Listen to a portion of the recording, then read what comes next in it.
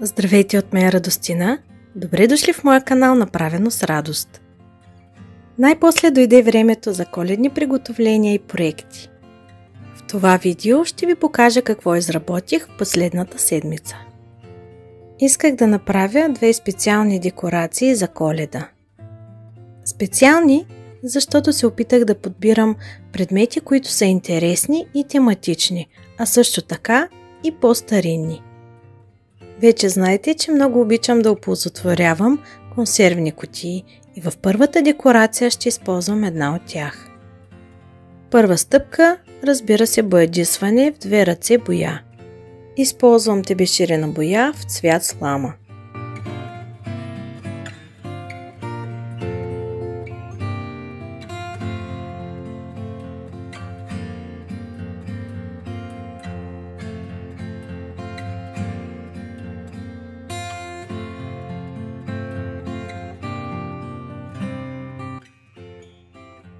Започвам и втората ръка. А вие направихте ли своите декорации? Какво правите общо взето всяка година? Много ми е интересно, споделете.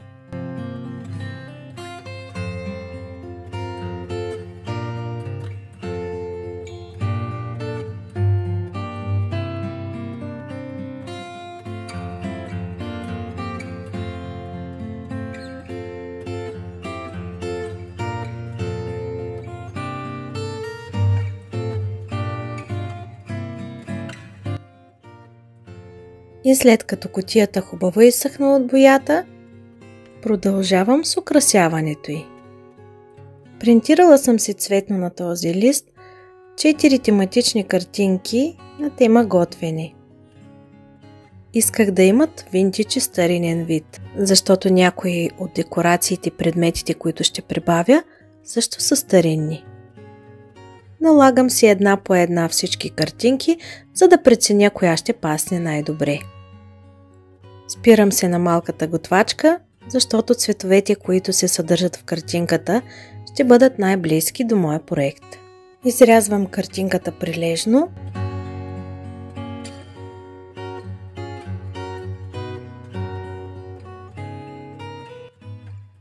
Тя е доста по-голяма от работната повърхност, затова налагам, за да си отбележа колко още да отстраня от нея.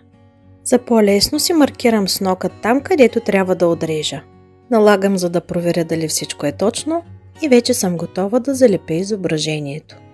Ще използвам малко по-обилно количество декупажен лак, защото хартията е копирна и е малко по-тежка от салфетката и оризовата хартия.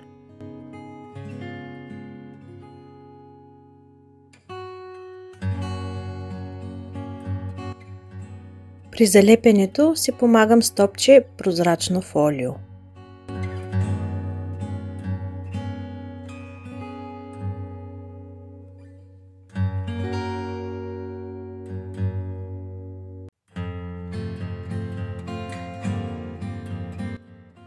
Запечатвам отгоре, както казах, с обилен слой декупажен лак, поради плътността на хартията.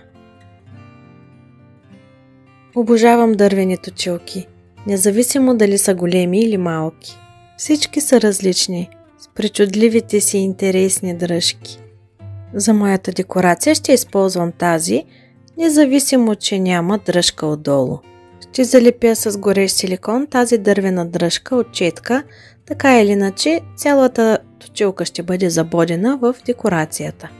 Първо ще боядисам основата на точилката в 2 слоя същата боя.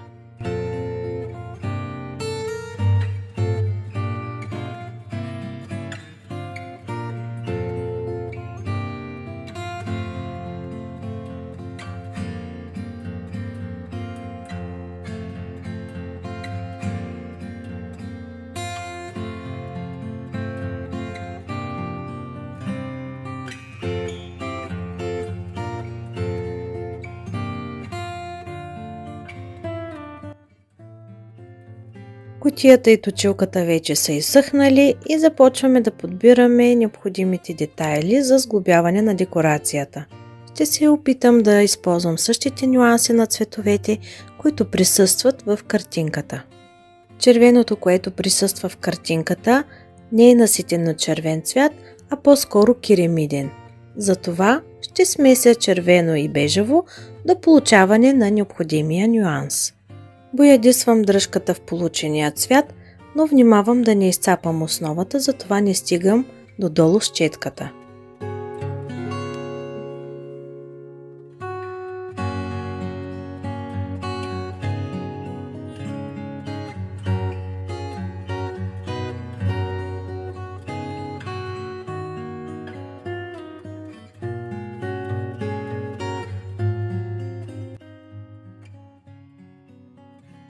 За по-детайлно боядисване на основата използвам малка стара четчица от точна линия.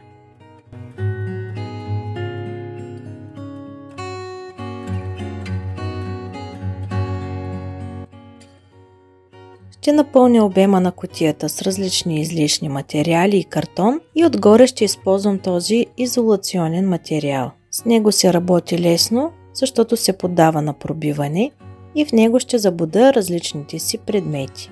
Очертавам и изрязвам необходимата ми част. Натъпквам я плътно отгоре, като внимавам да не се порежа на острите ръбове.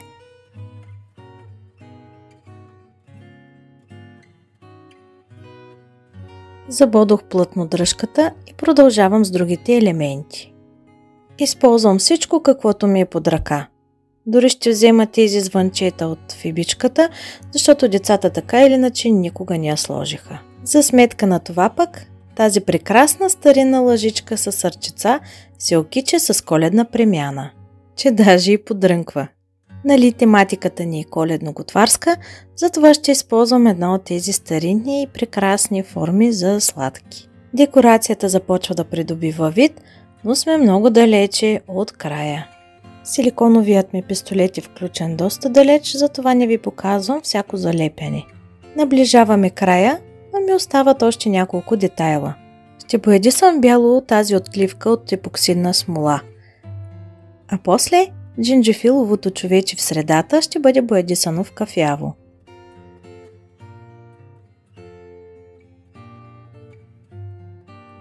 За втората аранжировка ще използвам това сладко червено пластмасово бутушче.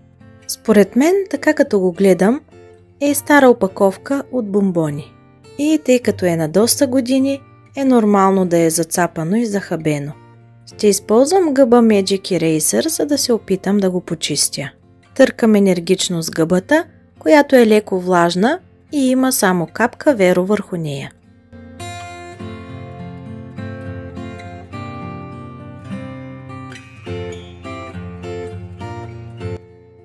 Изчисти се доста добре и според мен мисията е успешна. Имам цяло кашонче с декорация за коледно творене. Сега е много удобен момент да използвам голяма част от тях. Декорирам коледното бутушче по абсолютно същия начин, както до сега. Подбирам различни детайли, които смятам, че ще отиват на аранжировката. Няма да ви показвам всяка стъпка, защото видеото ще стане твърде дълго. На края на видеото ще видите точно как изглеждат и двете декорации.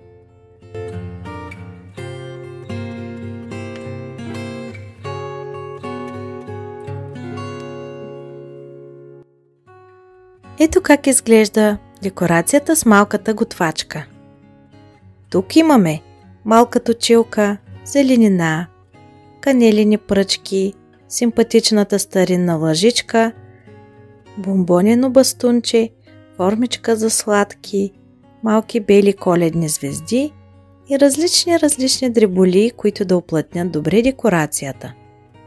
А ето го и бутушчето. Тук сложих златиста коледна топка, коледна звезда, стара червена лампичка, малък винтидж дядо Коледа, който носи елха, и малко от едновремешните гирлянди за блясък. Интересно ми е какво мислите за моите декорации. Моля, споделете. Миналият път оставих празно място във витрината точно с тази цел – да добавям новите си проекти и да ви ги показвам. Според мен става все по-плътно, все по-празнично и все по-наситено. Дано днешното видео ви е допаднало и много ще се радвам, ако оставите лайк за него. Абонирайте се за канала ми Направено с радост и очаквайте още изненади на коледна тематика. Чао от мен, Радостина!